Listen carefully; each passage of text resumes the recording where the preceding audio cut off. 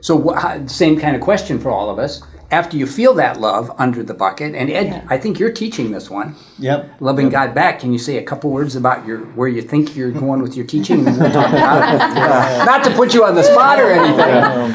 Well, maybe it says something about where I am in my life, the phase of life that Sally and I are in now. But I'm not having the dark "Does God love me" days as much as I am realizing on our best days, we don't begin to appreciate the enormity of the love God has shown us. I mean, we were talking about buckets. I was telling Brian a few minutes ago, we took our granddaughters to the Wisconsin Dells. There's a bucket there that is 10,000 gallons. And I was under that.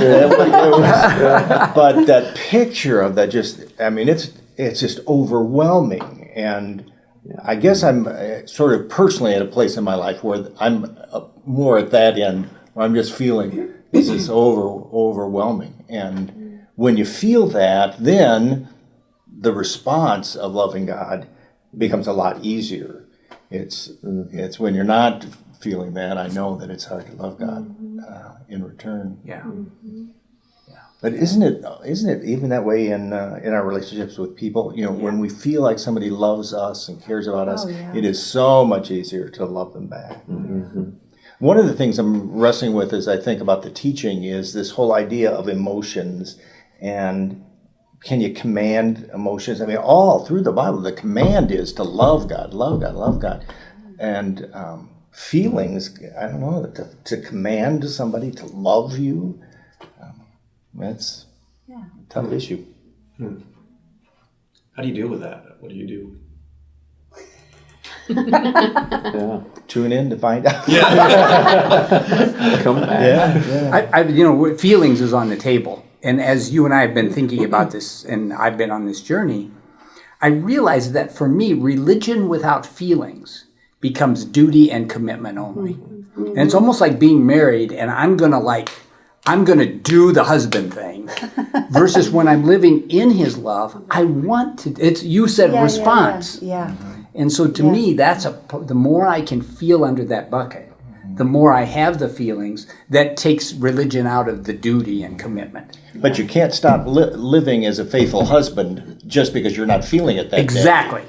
Yeah, feelings can't be the front of the train. So that's where love is much deeper than an emotion. Yeah. There is that action of love that is beyond feeling. Yeah, but a year or two of that is not healthy for me. It's not just good. Doing what I have to do without receiving. Yeah. I think of a couple things for me with loving God, because that's kind of elusive for some of us, right? Yeah. I think of, first of all, one of the primary ways I demonstrate my love for him is to believe that he loves me. Mm-hmm. I think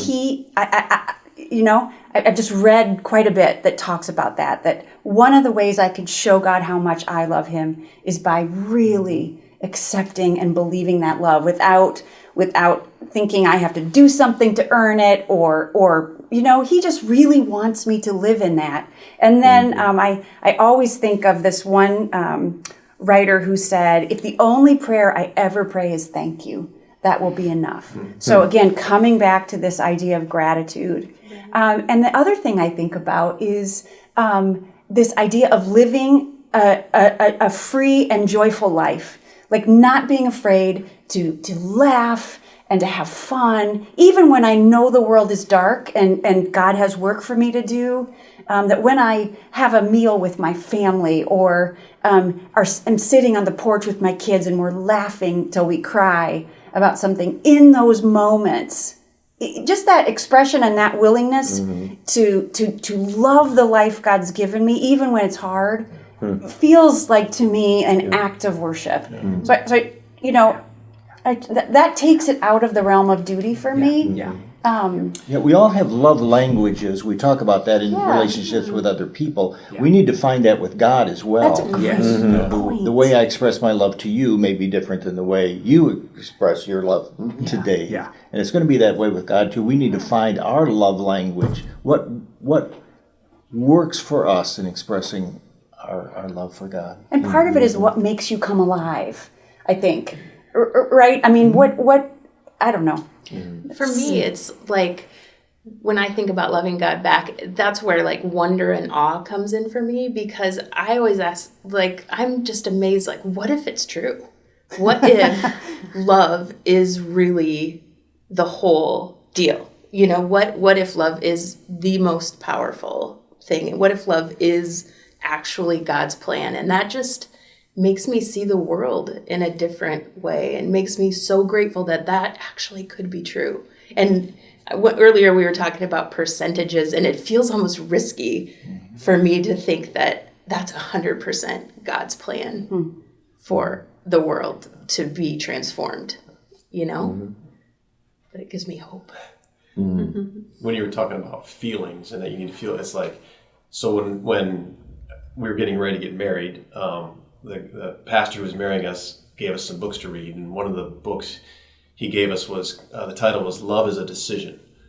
And I never read the book, but You didn't need to. You read the title. The title, I mean, well, I probably needed to read the book, but the title like really spoke to me. Love is a decision, and that there are days when you aren't feeling it, but I'm going to decide that I'm going to keep loving you. I'm going to, because we're going to have these days. Now, again, I can't get into seasons of years, but I think that's one of the things with God when we're talking about loving God is we need to decide that we're going to love Him. We need to decide, and one of the things that the Bible often talks about is that loving God is obeying God, is following God, it's listening to His word and that sort of thing. And I think, okay, so now I don't want to teeter into legalism or into like I've got to follow those rules.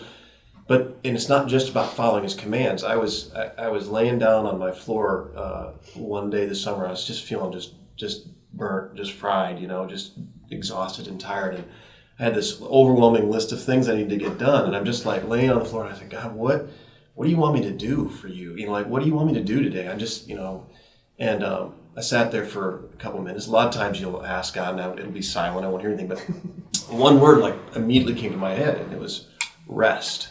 And I'm like, that can't be right. I'm like good at resting, and I got too much to do, and all this other stuff. I said, really, what do you want me to do for you? And He says, rest. It came again, and I could not dodge it. And it was just like, I want you to rest.